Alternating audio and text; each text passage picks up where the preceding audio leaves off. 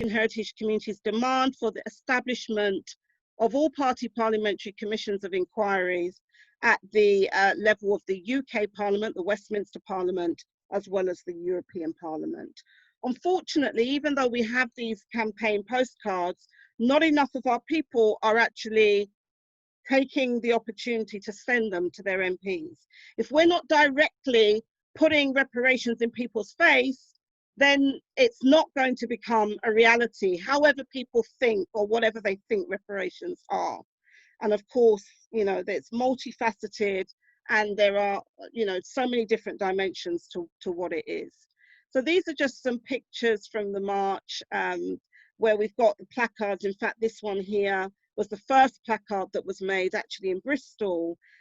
We demand a commission of inquiry for reparatory justice.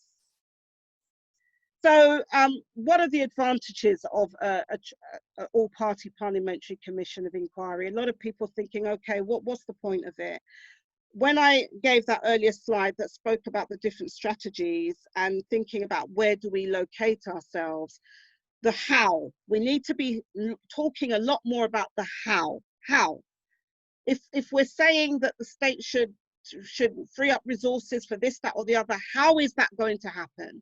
It's not going to happen just because we march or we sign a petition.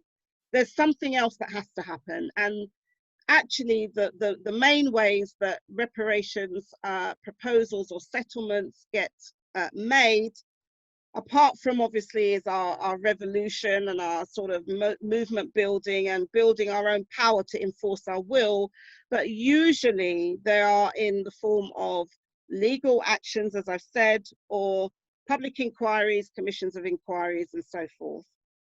And these commissions of inquiries are important because they are often adopted when you have violations that have happened to like thousands or millions of people.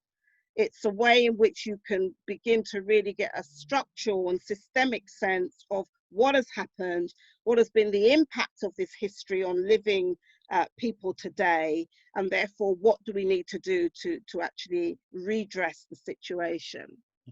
So the advantages of the Apsitage is that it will bring truth about you know, the various matters that we've been facing out into the public domain. It will be a space where people could give evidence, testimony before these commissions. We could actually prove and establish direct harm and continuing harm within our families and within our communities.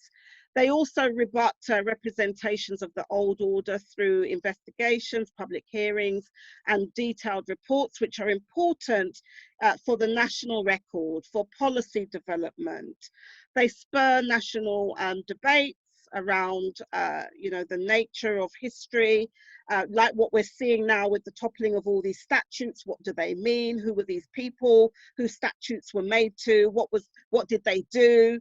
And they also can help governments take corrective or reparatory actions and develop reparatory policies. So this is on the back of the March flyer, which many of you would have already seen, but basically it explains the flyer for the reparations rebellion that's taking place on the 1st of Mosiah or August, the African Emancipation Day Reparations Rebellion. And it explains why we're not marching this year. We're not being listened to. We march every year, we hand in a petition, we make up our noise, but we're not being heard, okay? And so that's why we're opting for this lockdown. And it mentions the Apsitage and the desire to have the government commit to a process of holistic reparations, taking into account various proposals that our communities are making in accordance with the UN framework on the right to a remedy and reparation, as being called for by the Stop the Mangamizi campaign. And then it talks about the terms of reference, which would be studying the impact of the UK's transatlantic traffic of enslaved Africans on social, political and economic life within the UK and the rest of the world, in order to begin understanding how legacies of enslavement impact individuals, communities and the society, and how do we address it, which go beyond a symbolic apology. The work of the Apsitage would be of a participatory nature, calling for submissions from all those with knowledge of the nature and impacts of enslavement and colonialism. This will aim to include, but not be limited to, testimony from individuals, organizations, academics, communities, and nations that have been victimized by the British Empire. Affected communities and individuals must have their own voice, agency, and self-determined solutions in effecting and securing reparatory justice, and steps must be taken to facilitate our participation in any reparatory process in which the UK state, government, and society are engaged. That is what international law says. Where there have been a people that have been harmed, that have been wronged, then they have a right to determine what reparations look like, what the process is. And that's what we're seeking to do with this apsitage. So we don't get a situation of like what's happened with Lloyd's of London. Oh, they use the term reparations, but then they tell us, oh, we're going to give funding to BME groups or BAME groups or whatever term they use. So they then define for us, they claim, well, we're holding our hands up, but this is how we're going to address it. That's not reparations. That's not acceptable. And we should not accept it, okay? You have a right to shape, be involved, be consulted, and influence and also evaluate any reparations process. And this is what we are arguing for. Do I have to end? Sister Esther, we've got 10 minutes. No problem. Okay, to finish. Can we pause to get some questions? I'm sure there'll be some. Sure. Yeah? Sure, Finish your sentence or whatever, but just to allow for that to happen, please. Go ahead. Let's talk. Well, I want to begin by saying thank you to you because I've never really heard a full talk based on reparations and certainly all the different types of reparations and the movements behind it and how they're progressing and unfolding and the like. I suppose one of the questions I might have, so it's really, really, really helpful, really, really good, really heartening to see all of this activity and all this thinking as well that's been happening all along. I wondered whether, so, you know, Boris Johnson and his government have set up, want to set up a new commission around equalities and all that, headed up by, is it, I forget the chap's name now, is it George Bello or something like that?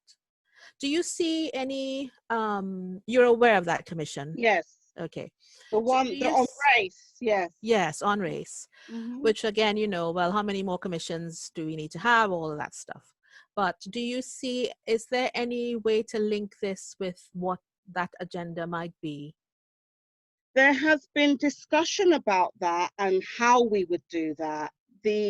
Of course, in my view, any commission that's focusing on race cannot discount actually the origins of racism that we face, which was recognized and accepted by 168 governments around the world in 2001 at the World Conference Against Racism. However, I think people will be familiar that this commission is really going to be a government stitch-up, to be quite honest. Yeah, that's what I think Tony as well. Sewell is one of the people I think who they want to head it up. That's right, yes. His track record, I mean, to be quite honest, I was involved in a debate with him and Professor Kehinde Andrews, and, you know, his views around reparations are just so far apart from many of us who would consider ourselves to be pro-reparation.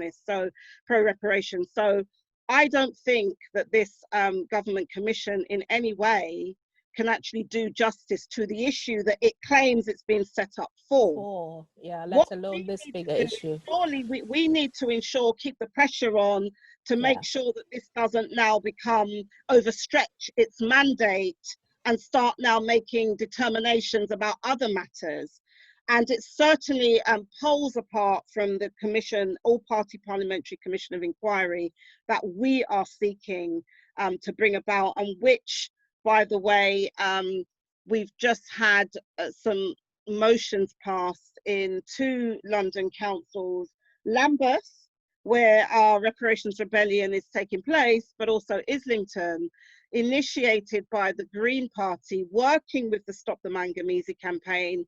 And I personally was one of the people that helped draft some of those motions, calling for the government to support holistic reparations and the Stop the Manganese campaign's proposal for an all-party parliamentary commission of inquiry, because we're gaining political support from elected officials who know the difference between the government stitch-ups and the kind of participatory inquiry that we're championing, which we have a right to by international law, but which governments, all of them, including our own governments, actually are going to be quite scared of, because they're afraid of people truly having a say and you know, people's empowerment. So that's the battle that we have now. So these motions are important because it gives some scope to elected officials to support us when we come with our little postcards, or even if we don't, they as elected officials in their own right can begin acting within their parties to try and take action on the demands of our people. And so that's really what we're pushing for. And that's why we're having this rebellion, because we're not getting what it is. We don't get even a proper response, to be quite honest with you, apart from in the year 2017, when I also had to lobby my MP to ask her to intervene on my behalf as a constituent, because we were not getting decent responses from the Prime Minister.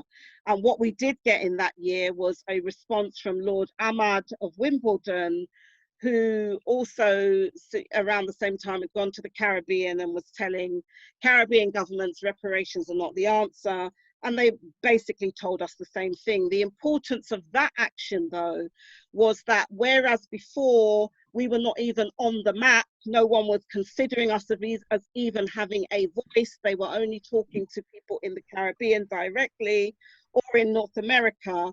That there was a recognition that we were, if you like, a third way, and that we are unrepresented people, even if we have citizenship in an African country or a Caribbean country. As diaspora populations, we do not have a right to vote in our home countries, and therefore we are unrepresented in any strategies that governments in Africa or the Caribbean are developing. Thank you. Anyone else with a question? Yes, please. Can you hear me? Yes, we can hear you. Good.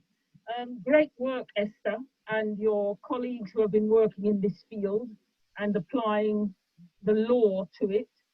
I just wanted to say that historians such as, I'm going to refer to it as the neo-colonial Beckles, really need to learn mathematics, because they made a ridiculous evaluation and took 20 million only from Glasgow University. And we in the UK must be very careful to whom we appoint to committees, because sellouts will ruin us. Thank you. Thank you, sister. Long time. And you're right, the Glasgow deal, which was done in the name of reparations above all of our heads, again, that cannot happen again. That really cannot happen again, because as you said, they've taken that 20 million figure that enslavers were compensated, but the true cost was actually 47 million, because they made our people pay the other 27 million through a period of 4 to 6 years of apprenticeship, okay? So even though so-called abolition was meant to have happened in 1833, 1834, our people still had to work for free. And so they paid, it was 47 million, and the cost of that today is astronomical. And so on that basis, this deal was done between the University of Glasgow and the University of the West Indies. Now, this was meant to be about wealth that was expropriated. That was one calculation. It didn't take into consideration all the damages in terms of loss of life, genocide, war crimes, torture, all of that. It was just one calculation. And somehow it was felt it was okay that a colonial institution, the University of the West Indies, would be the recipient of such a deal.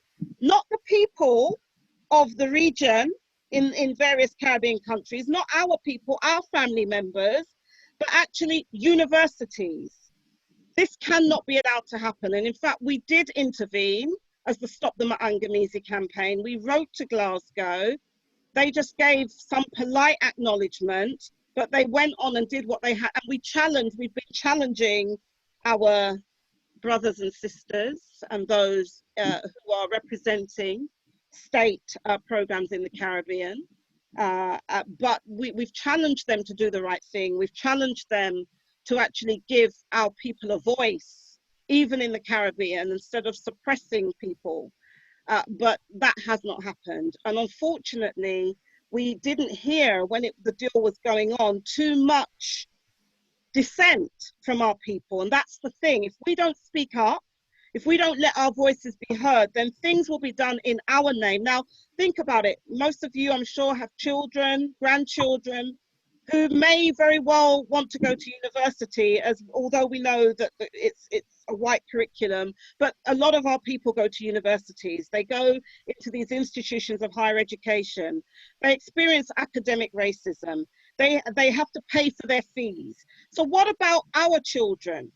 Don't we matter too? It can't just be part of our family, especially when we recognize that 50% of the population of the Caribbean live outside of the Caribbean. We provide remittances, we support our families. So why are we not being considered in terms of having a voice?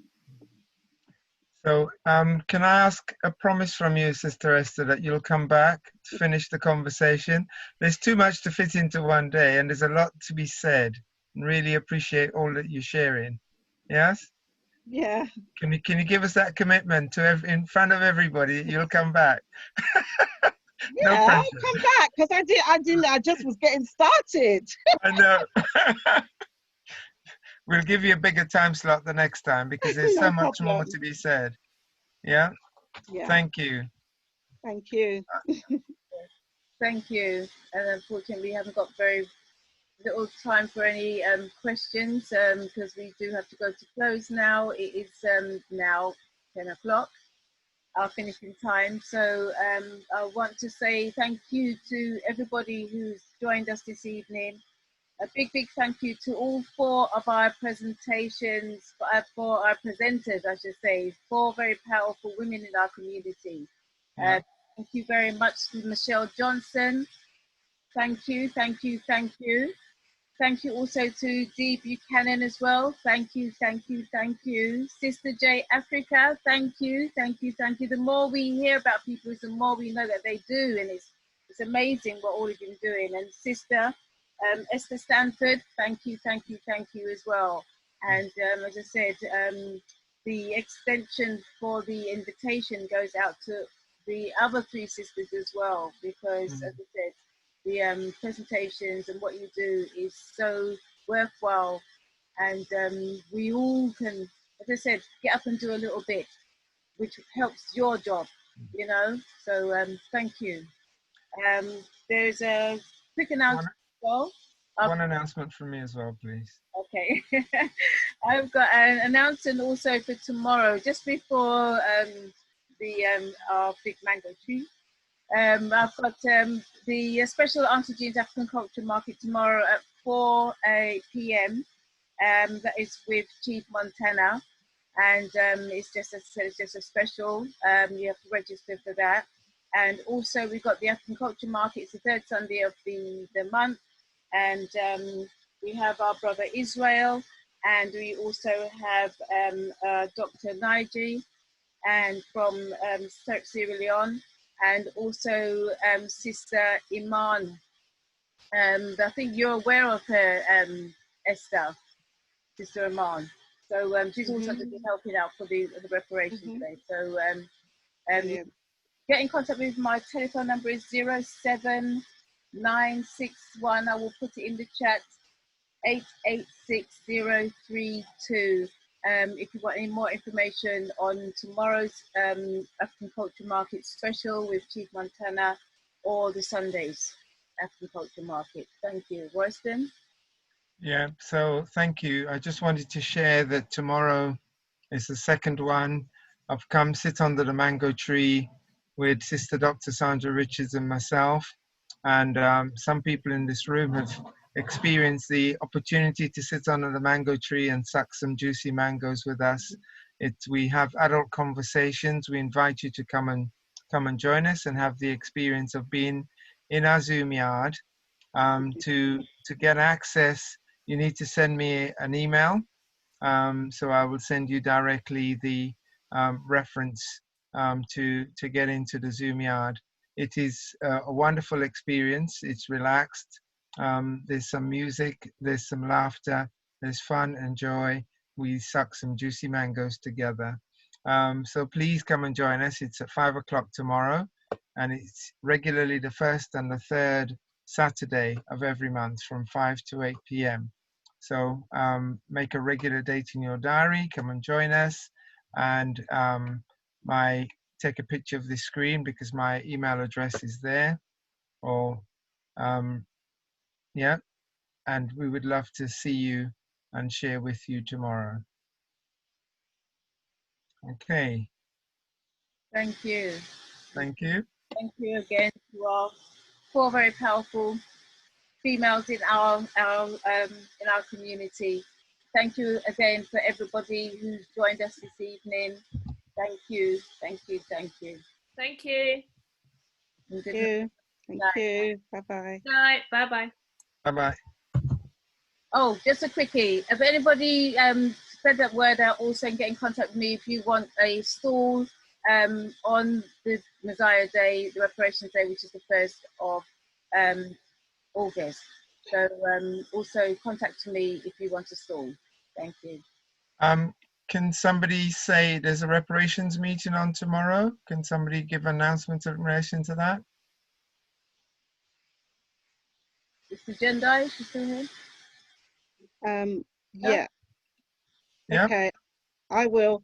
So there will be a public meeting on Facebook, Zoom meeting as well. We'll send out the link, and the meeting starts at 7 o'clock and it goes on to 8:30. Sometimes it goes on to 9, but we're aiming to finish at 8:30 tomorrow. Sorry, Sunday. What am I saying? Sunday. I'm a day ahead of myself, so it'll be on Sunday. All right. And so they can contact you. Yes, they can contact if people are on Facebook.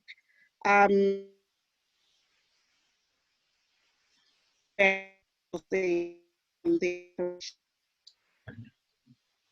Thank you. smile. Thank you. Yeah, good.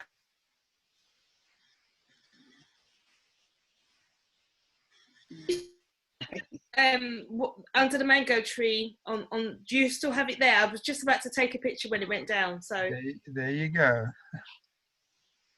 oh, thank you. All right. Lovely. Thank you. All right. Thank you. Okay, good night all. See you next week. Bye. Thank you. Wonderful presentation. Beautiful to have sisters in the house doing the business. Yeah, excellent. Thank you Thank so you. much. Thank you and good night. Thank you all. Good night. Good night. Right.